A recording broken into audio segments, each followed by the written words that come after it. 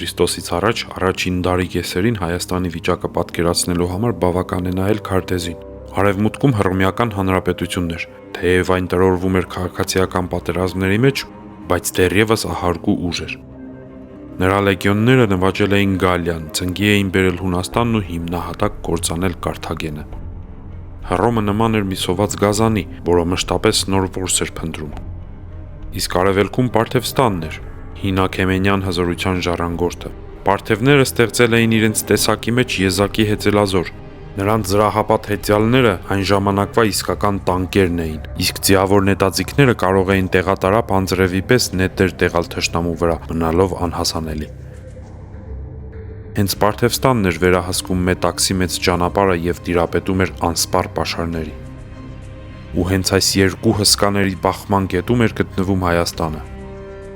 Աշխարհագրական դիրքով Հայաստանն առանցքային նշանակություն ուներ։ Հայկական լեռնաշխարհն Արաքսի եւ Կուրի բերի հովիտներով արևելքն ու արևմուտքը կապող բնական կամուրջ էր։ Ով վերահսկում էր Հայաստանը, հենց նա էլ տիրում էր առևտրային ուղիներին։ Երկու գերտերություններն էլ սաքաչ գիտակցում էին եւ պատրաստ էին ամեն ինչի Հայաստանն իրենց ազդեցությանը ենթարկելու համար։ Արտավազդն այնպիսի իրավիճակում էր հայտնվել, որտեղ չեզոքություն պահպանելն անհնարին էր։ Դաշինքը մեկի հետ նշանակում էր անխուսափելի պատերազմ մյուսի դեմ։ Ընդ որում գերտերություններից ոչ մեկը մտադիր չէր Հայաստանն ընդունել որպես հավասար գործընկեր։ Նրանց պետք էր լոկ հնազանդ դաշնակից, իսկ ավելի ստույգ կամակատար։ Քրիստոսից առաջ 53 թվականը շրջադարձային եղավ ողջ արևելքի համար։ Մարկոս Կրասոսը, Հռոմի ամենահարուստ մարդն ու առաջին եռապետության անդամը, մտադիր էր ստվերել իր զինակիցների Պոմպեոսի եւ Կեսարի ռազմական փառքը։ Եթե Կեսարը նվաճում էր Գալիան, իսկ Պոմպեոսը հպատակեցնում էր արևելքը, ապա Կրասոսը երազում էր գերազանցել նրանց նվաճելով հզոր Պարթևստանը։ Սա մեծամտությունից ու ագահությունից ծնված մի խնդություն էր։ Կրասոսն անցավ Եփրատը 40,000 հետևակով եւ 4,000 հեծյալով։ Կրասոսի բանակը ահարգու տեսք ուներ, սակայն նա չէր էլ պատկերացնում, թե իրականում ում դեմ է դուրս եկել։ Արշավանքից առաջ Կրասոսին այցելեց նրա դաշնակիցը, մեծ հայքի արքա Արտավազդ II-ը։ Նա առաջարկեց մի խելամիտ ռազմավարություն, Պարթևստանի վրա հարձակվել Հայաստանի տարածքով։ Արտավազդը խոստացավ տրամադրել 16,000 հեծյալ եւ 30,000 հետևակ, շեշտելով, որ Հայաստանի լեռներում պարթևների անպարտելի հեծելազորը ուղղակի անզոր կլինի։ Սակայն սեփական գոռոզությունից կուրացած Կրասոսը կոպտորեն մերժեց այս առաջարկը։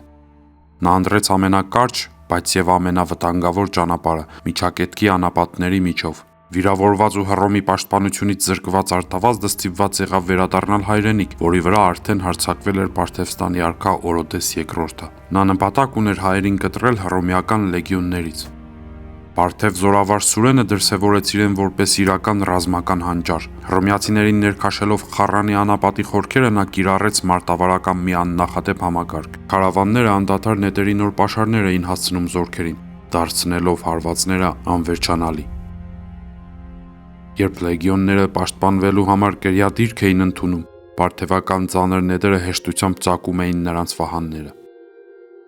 Կրասոսը սպանվեց ծախողված բանակցությունների ժամանակ, իսկ նրա բանակը գրեթե ամբողջությամբ բնաջնջվեց։ Մինչև Սուրենը վերջնականապես ջախջախում էր լեգիոնները, Օրոդեսը եւ Արտավազդը հաշտությամբ բանակցություններ էին վարում։ Դաշինքն ամրապնդելու համար Արտավազդի քրոջը կնության տվեցին Օրոդեսի որդուն՝ Բակուրին։